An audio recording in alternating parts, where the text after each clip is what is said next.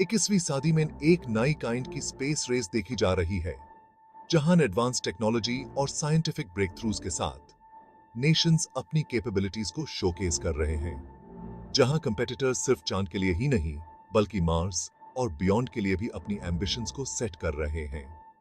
बल्कि एक ऐसे डोमेन में डोमिनेंस के लिए लड़ रहे हैं जो फ्यूचर पावर की है, स्पेस। यह रेस सिर्फ एक्सप्लोरेशन तक सीमित नहीं है, बल्कि स्पेस में रिसोर्सेज और स्ट्रैटेजिक पोजीशंस के लिए भी है। जहां दुनिया बिलियनर्स को ऑर्बिट में लॉन्च होते हुए देख रही है और प्राइवेट कंपनीज अपने कमर्शियल स्पेस फ्लाइट्स को प्रमोट कर रही हैं, वही दो एशियन जायंट्स इंडिया और चाइना के बीच एक साइलेंट और ज्यादा कॉन्सिक्वेंशियल कंपटीशन शुरू हो रही है।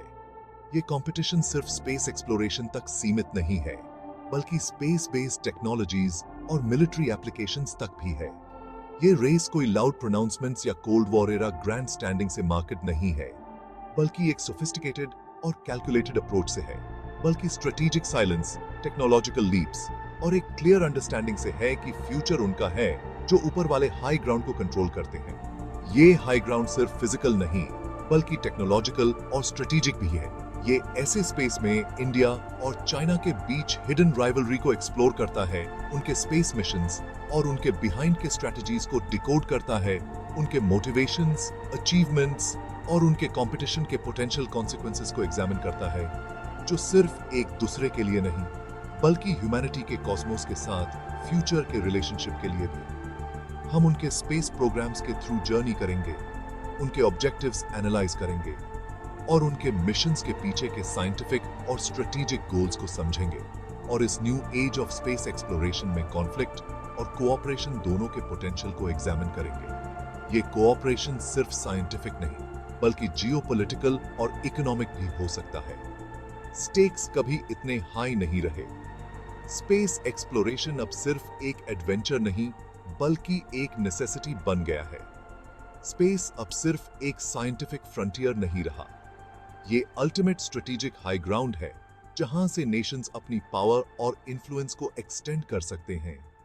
ये अल्टीमेट स्ट्रेटेजिक हाई ग्राउंड है जो सिर्फ एक्सप्लोरेशन तक सीमित नहीं, बल्कि रिसोर्सेज और डिफेंस के लिए भी क्रिटिकल है। एक ऐसा डोमेन जो 21वीं सदी की जियोपॉलिटिकल, इकोनॉमिक और मिलिट्री रियलिटीज को शेप करेगा। ये डोमेन सिर्फ स्पेस एजेंसीज के लिए नहीं, बल्कि प्राइवेट कंपनीज और इंटरनेशनल कोलैबोरेशंस के लिए भी इंपॉर्टेंट है। जैसे जैसे हम इस राइवलरी को एक्सप्लोर करेंगे, हम देखेंगे कि कैसे ये कंपटीशन ग्लोबल डायनामिक्स को इन्फ्लुएंस कर रहा है। हम देखेंगे कि कैसे इंडिया और चाइना इस फ्यूचर का एक बड़ा शेयर के लिए विंग कर रहे हैं, और कैसे ये राइवलरी उनके नेशनल प्राइड और ग्लोबल स्टैंडिंग को अफेक्ट कर रही है, और ये दुनिया के लिए क्या मतलब रखता है। ये स्पेस रेस सिर्फ दो नेशंस के बीच नहीं, बल्कि पूरी ह्यूमैनिटी के फ्यूचर के लिए भी सिग्निफिकेंट है।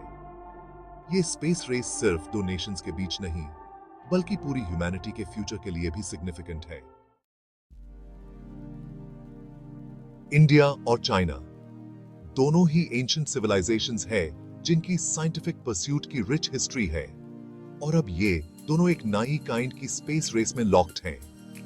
ये रेस सिर्फ टेक्नोलॉजिकल सुपीरियरिटी के लिए नहीं, बल्कि नेशनल प्राइड और ग्लोबल इन्फ्लुएंस के लिए भी है।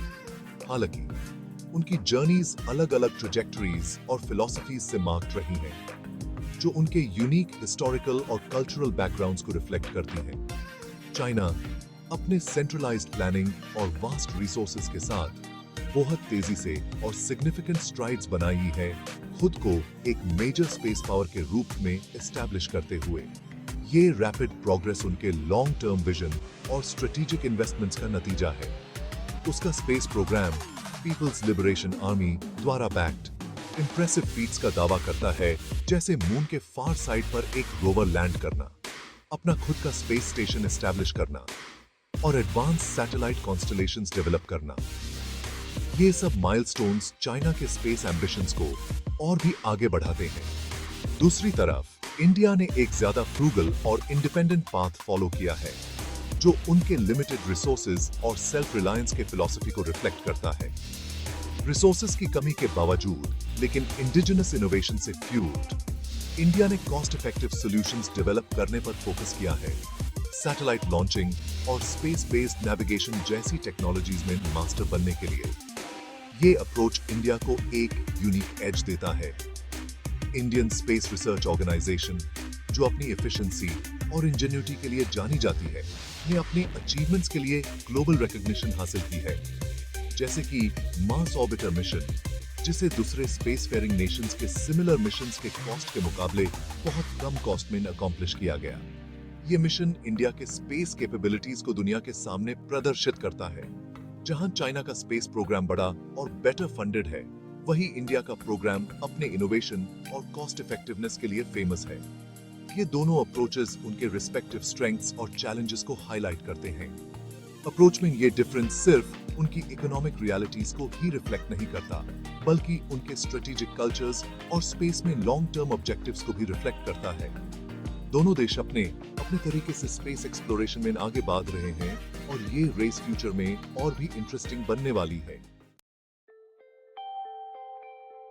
चाइना का स्पेस प्रोग्राम एक क्लियर विजन से ड्रिवन इज मिड सेंचुरी तक एक global space super power become a for. ये एम्बिशन उनके economic aspirations, military modernisation plans and world stage a ईक लीडिंग पावर ऑफ रूप could co-establish utilizes desire of Scythe, deeply intertwined is vision of Center is Belt and Road Initiative, which Asia, Africa, and Europe infrastructure projects of through China of influence को expand to Chata is.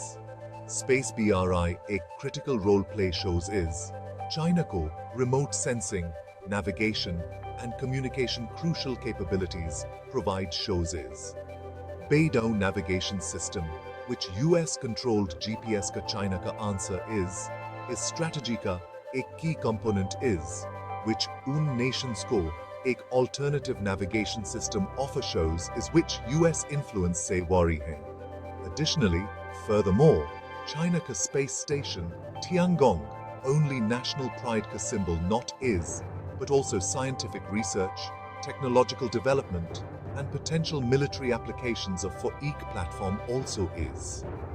Ye Earth of orbit permanent human presence establish utilize as China as growing space capabilities and uski ambition ka ek testament is. India का space programme, जिसका जन्म national development के लिए space technology को leverage करने के vision से हुआ था, ने एक यूनिक पाथ कार्व किया है। ये प्रोग्राम एक ऐसे विजन पर आधारित है जो देश के विकास और प्रगति को स्पेस टेक्नोलॉजी के माध्यम से आगे बढ़ाने का सपना देखता है। एक ऐसा पाथ जो इंजेन्युइटी, कॉस्ट इफेक्टिवनेस और सोसाइटल एप्लीकेशंस पर फोकस से डिफाइन होता है। ये प्रोग्राम हमेशा से ही अपनी सोच और अप्रोच में नयापन और सामाजिक उपयोगिता को प्राथमिकता देता आया है। अपने अर्ली डेज से लेकर जब साउंडिंग रॉकेट्स को एक फिशिंग विलेज से लॉन्च किया जाता था, तब से लेकर आज तक ये सफर एक प्रेरणा का स्रोत रहा है। आज एक ऐसे स्पेस फेयरिंग नेशन के तौर पर जो इंटरप्लैनेटरी मिशंस के काबिल है, इंडिया ने अपनी पहचान बना ली है। ये देश अब मार्स और मून जैसे ग्रहों पर अपने मिशन भेजने में सक्षम है। इंडिया का सफर रेजिलियंस और इनोवेशन का रहा है। हर कदम पर चुनौतियों का सामना करते हुए इसने अपने आप को नए और बेहतरीन तरीके से प्रस्तुत किया है। इंडियन स्पेस रिसर्च ऑर्गेनाइजेशन, जो अपने ग्लोबल काउंटरपार्ट्स के मुकाबले बहुत कम बजट के साथ ऑपरेट करता है, ने अपने आप को एक विश्वसनीय और प्रभावी संस्था के रूप में स्थापित किया है। कंसिस्टेंटली अपने से ज्यादा परफॉर्म करता रहा है और हर बार अपने लक्ष्यों को पार करने में सफल रहा है। इंडिजिनस टेक्नोलॉजी और इंजीनियरिंग प्रावस को लेवरेज करते हुए रिमार्केबल फीट्स अचीव करने के लिए यह प्रोग्राम अपने देश के इंजीनियर्स और साइंटिस्ट्स की प्रतिभा को निखरता है। इंडिया का स्पेस प्रोग्राम इस डीप सीटेड बिलीफ से ड्रिवन है कि स्पेस टेक्नोलॉजी में नेशनल चैलेंजेस को एड्रेस करने की पावर है, और यह विश्वास हर कदम पर दिखाई देता है। चाहे वो डिजास्टर मैनेजमेंट हो या रिसोर्स मैपिंग, टेलीमेडिसिन हो या एजुकेशन, हर क्षेत्र में यह अपनी छाप छोड़ता है। चंद्रयान और मंगलयान जैसे मिशन सिर्फ मून और मार्स को एक्सप्लोर करने के बारे में नहीं है, बल्कि ये मिशंस हमारे साइंटिफिक नॉलेज को बढ़ाने और नए आविष्कार करने के लिए भी हैं, बल्कि साइंटिफिक नॉलेज की बाउंड्रीज को पुश करने और साइंटिस्ट्स और इंजीनियर्स की नई जनरेशन को इंस्पायर करने के बारे में भी हैं। ये मिशंस हमारे युवा पीढ़ी को नए सपने देखने और उन्हें पूरा करने की प्रेरणा देते हैं। इंडिया के फ्यूचर स्पेस एम्बिशंस में गगनयान मिशन भी शामिल है, जो हमारे स्पेस प्रोग्राम का एक महत्वपूर्ण अंग है, जिसका एम इंडियन एस्ट्रोनॉट्स को स्पेस में भेजना है।